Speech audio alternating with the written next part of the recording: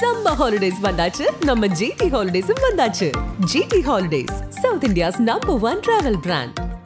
மார்க்கெட்லயே கம்மி சேதாரத்துல இன்னும் 1% தள்ளுபடி கொடுப்போம். ஓகே, வைரநக கேரட்டுக்கு 5000 தள்ளுபடி கொடுப்போம். தள்ளுபடி திருவிழா. குறைந்த விலை, நிறைந்த தரம், தங்கள் தேவைகள் அனைத்தும் ஒரே இடத்தில். ஜெயச்சந்திரன்.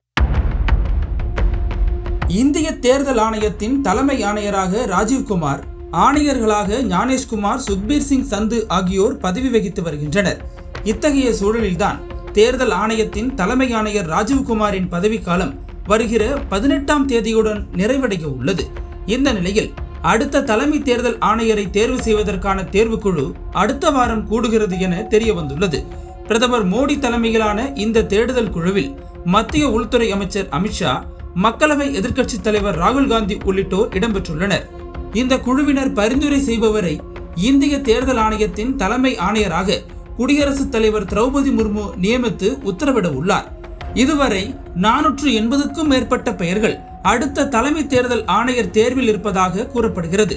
இதில் 5 பேரை இறுதி செய்துள்ளதாகவும், அதிலிருந்து ஒருவரை பிரதமர் நரேந்திர மோடி, சட்டத்துறை அமைச்சர் அர்ஜுன் மேக்வால் மற்றும் எதிர்க்கட்சி தலைவரான ராகுல் காந்தி உள்ளிட்டோர் அடங்கிய குழு தேர்ந்தெடுக்கும் என கூறப்படுகிறது. இந்த பெயர் பட்டியலில் மூத்த IAS அதிகாரியும் இந்திய தேர்தல் ஆணையராக இருக்கும் ஞானேஷ்குமாரின் பெயர் முன்னிலையில் இருந்து வருகிறது.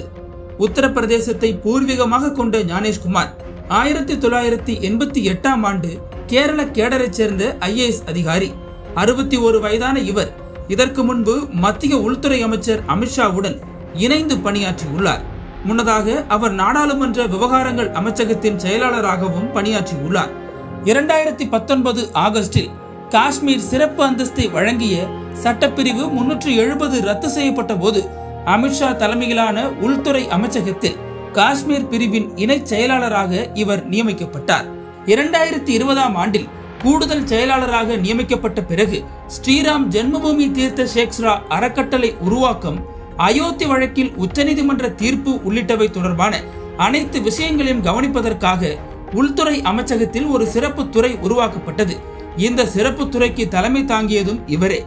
இப்படிப்பட்ட பல்வேறு வரலாறுகளை கொண்ட இவர்தான் தற்போது தலைமை தேர்தல் ஆணையராக நியமிக்கப்படுவதற்கான வாய்ப்புகள் அதிகம் என கூறப்படுகிறது. மறுபுறம் கடந்த ஆண்டு மக்களவை தேர்தலுக்கு முன்பாக தேர்தல் ஆணையராக இருந்த அருண் கோயல் திடீரென ராஜினாமா அறிவிப்பை வெளியிட்டார்.